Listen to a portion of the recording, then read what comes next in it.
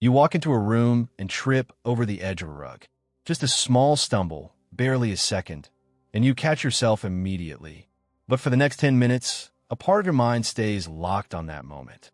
You replay it. You wonder who saw. You scan each face in mind. You feel the heat of imagined eyes on you. You're convinced that everyone in that room is still thinking about it. Here is what the research tells us. They are not. Most of them did not notice at all, and the few who did have already moved on completely. What you experienced in that moment is one of the most universal and least talked about distortions in human psychology. Researchers call it the spotlight effect.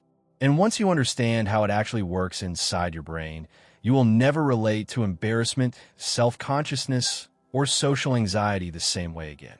The spotlight effect was first formally studied by psychologists Thomas Gilovich and Kenneth Savitsky at Cornell University in the late 1990s. Their experiments were elegant in their simplicity. They had participants wear an embarrassing T-shirt, one featuring a large image of Barry Manilow, and then enter a room full of other students. After leaving, they asked the wearers to estimate how many people in the room had noticed the shirt. Then they asked the people in the room directly. The gap was striking. The wearers consistently estimated that roughly half the room had noticed. The actual number was closer to 20%. People believed they were being observed at more than twice the rate they actually were. Gilovich and Savitsky replicated this finding across contexts involving good performances, bad performances, moments of visible emotion, and ordinary, everyday interactions. The pattern held every time. We dramatically overestimate how much other people are paying attention to you. Understand why. You have to understand something fundamental about the nature of attention. Your attention right now is almost entirely. It is a behavioral tax. It costs people real opportunities every single day. There's also a temporal dimension to this that researchers have studied carefully. Not only do we overestimate how many people notice what we do, we dramatically overestimate how long they will remember it. Gilovich's group found that actors consistently predicted observers would remember an embarrassing moment for far longer than observers actually did.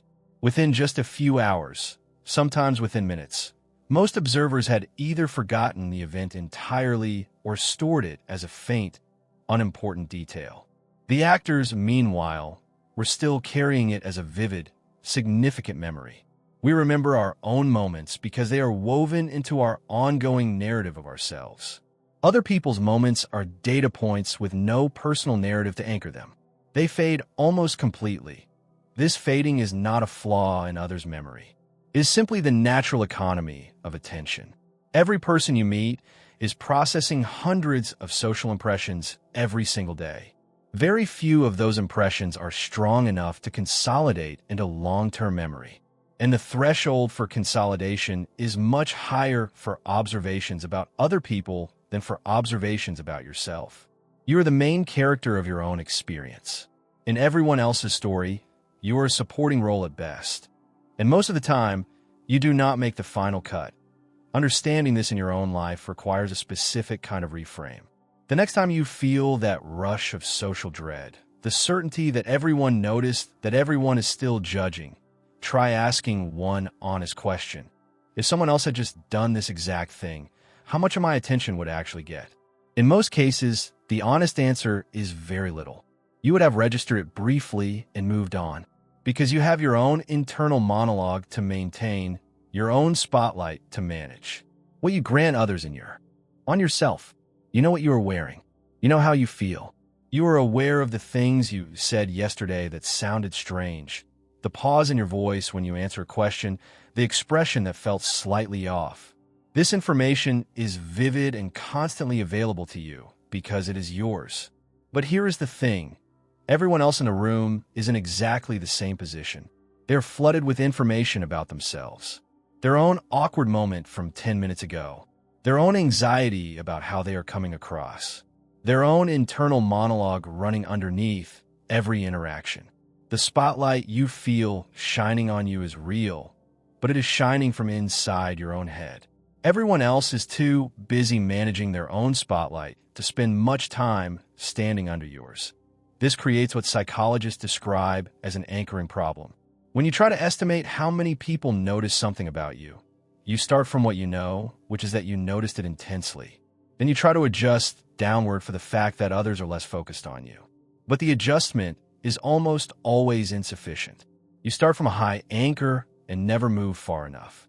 The result is a persistent, systematic overestimate of your own social visibility. What makes this especially significant is what the spotlight effect does to actual behavior. When people believe they're being intensely observed, they change their actions in ways that consistently work against them. They avoid speaking in meetings because they are convinced one stumbled sentence will define how everyone sees them. They do not attempt things publicly because they assume failure will be noticed and remembered in proportion to how strongly they would feel it themselves. They stay quiet, edit themselves relentlessly, and build small cages of caution around their choices based on an audience that is, in most cases, almost entirely imaginary. The spotlight effect is not just a cognitive distortion. Attention is almost always far less than what you assume they grant you. That asymmetry is not cruelty. It is the basic math of how human consciousness distributes itself. This does not mean nothing you do is ever noticed or remembered. It means the ratio between what you think is seen and what is actually seen is far more favorable than your anxiety tells you. The bar for becoming genuinely memorable is much higher than the spotlight effect leads you to believe. The stumble, the awkward silence, the answer that did not land. In a broader accounting of other people's attention, these are almost nothing. They are noise in a signal-heavy world. If you are living smaller than you want to, holding back, avoiding public risk, editing yourself down to something safer, a meaningful part of that caution is built on a lie your brain tells about how much you are being watched.